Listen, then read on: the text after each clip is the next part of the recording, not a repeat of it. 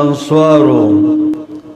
زبیر ابن عوام رضی اللہ تعالی عنہ او انصاری صحابی په منځ کې څه اختلاف راغی اختلاف په داو چې د خړګۍ کې کومې وبدي او د لختې ده نو د انصاری او ته ویلا زمکه په زوب کوم زبیر ابن عوام ته وای زمکه زوب کوم زبیر رضی الله عنه زمکه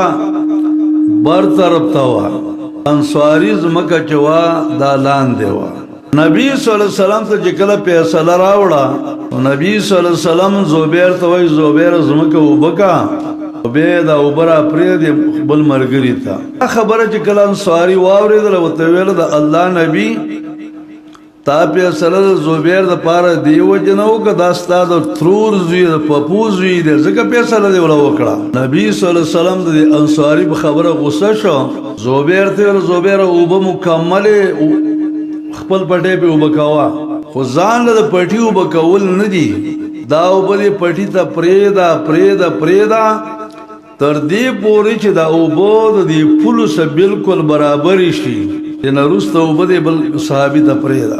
دلته په دې حدیث کې